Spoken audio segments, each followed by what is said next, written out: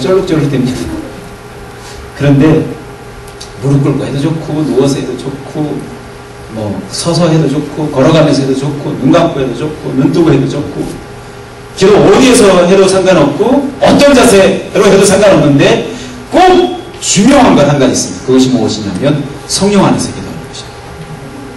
성령 안에서 기도하는 것. 그리고 성령이 이끄시는 대로 기도하는 것. 성령께서 앉게 하시면 앉아도 되고 누우고 싶으면 누워도 좋고 그래서 서고 싶으면 서서 해도 좋고 성령 안에서. 그래서 기도할 때 꼭 기도하기 전에 회개 기도하고 그 다음에 성령의 임재를 구하는 기도합니다.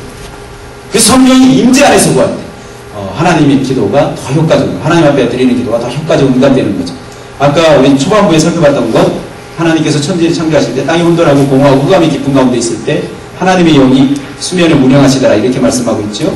이게 성령 안에 있는 것입니다.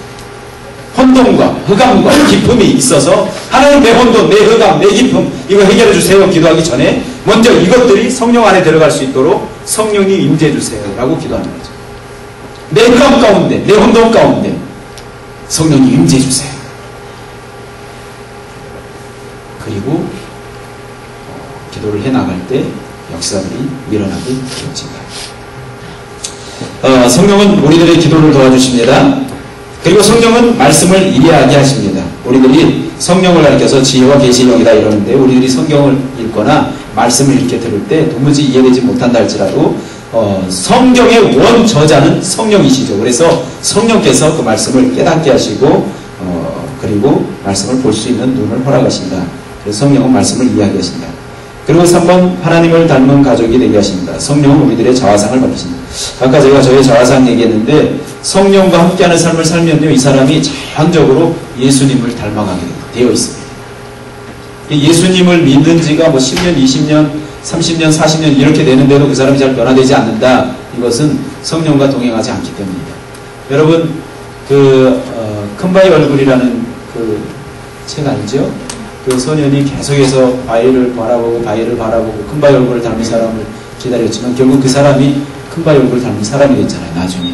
그런 것처럼 우리가 하나님을 성령님을 모시고 성령님과 동행하는 삶을 살다 보면 내가 나도 모르는 사이에 어느새 하나님, 예수님을 닮은 자가 되어진다. 그래서 사랑의 성령의 열매를 맺게 하는데 성령의 열매가 몇 가지 있죠?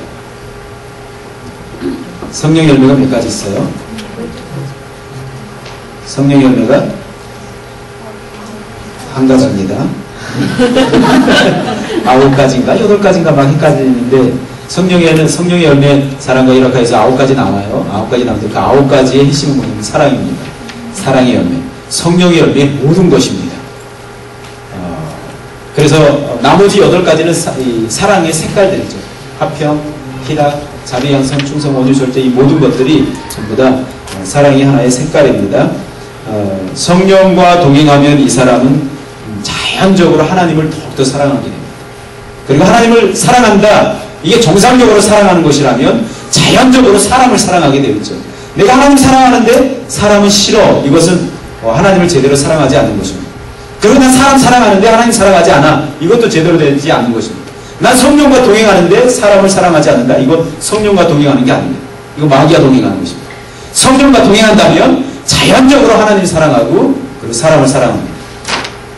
그리고 사람 사랑한다고 할 때 이 사람이 나하고 맞든지 맞지 않든지 그거와 상관없이 내 기호와 상관없이 이 사람을 그리스도의 사랑으로 사랑할 수 있게 됩니다. 그리고 성령의 열매 가운데 지금 특별한 거 3가지만 말씀드리겠습니다. 사랑의 열매 있어야 되고요. 옆 사람의 얼굴 한번 쳐다보세요. 사랑의 열매가 맺혀 있는 시작.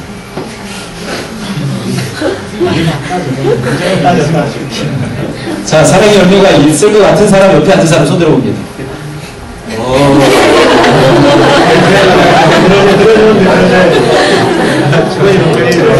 선정이는 그쪽 손 들었는데 이쪽은 손 안 들어요. 자, 서로 그냥 서로 손 들어주는구만 지금 보니까. 자, 사랑의 열매가 있을 것 같아요. 또 우리 그 다음 중요한 성령의 열매 가운데 한 가지가 따라서 합니다. 기쁨의 열매. 성령을 체험하면 나타나는 특징 가운데 한 가지가 이건 뭐 나 성령 체험했어 이럴 수는 없는데 기쁨이 없다. 이건 말이 안 돼요. 성령 충만해지면, 성령을 체험하면요, 그 사람이 상황과 그 사람의 환경과 상관없이, 예를 들어서 그 사람이 죽을 병에 걸렸다 할지라도 성령을 체험하면 기쁩니다. 성령을 체험합니다. 그런데 기쁨이 없다? 이건 성령을 체험한 게 아닙니다. 이상한 걸 체험한 거죠. 그리고 또 평화의 열매를 맺게 됩니다. 성령을 모시면 내 마음이 어떻게 돼요? 평안해집니다. 그래서 그것을 가리켜서 하나님의 나라가 임했다라고 이렇게 말씀합니다. 성령께서 그 사람의 마음을 터치하십니다. 이 세 가지 열매만 한번 살펴봅시다. 내 삶 가운데, 내 인격 가운데, 내 생활 가운데 사랑과 기쁨과 평화의 열매가 있는가. 물질이 많으면 이런 것들이 있을 수 있을까요? 물질이 많으면 편안해질 수는 있지만 평안해질 수는 있을까요? 물질이 그런 걸 줄 수 있는 것이 아니죠.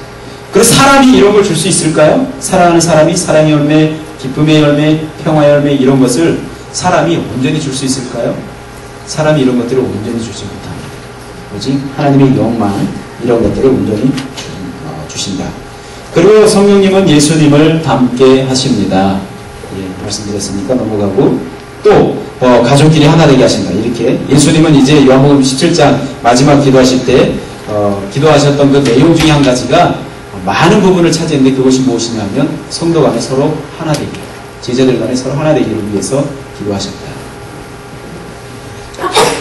그리고 또 바울 사도 바울도 마찬가지입니다. 그리스도인들이 하나 된 것을 힘써 지켜가기를 원하셨다.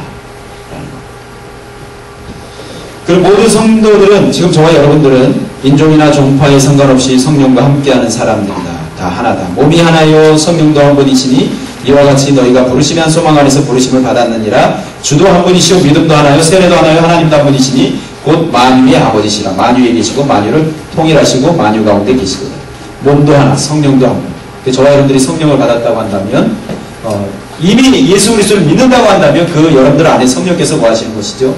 성령께서 거하시는 사람들이기 때문에 우리는 서로 하나 된 것이다. 하나 된 것을 힘써 지켜가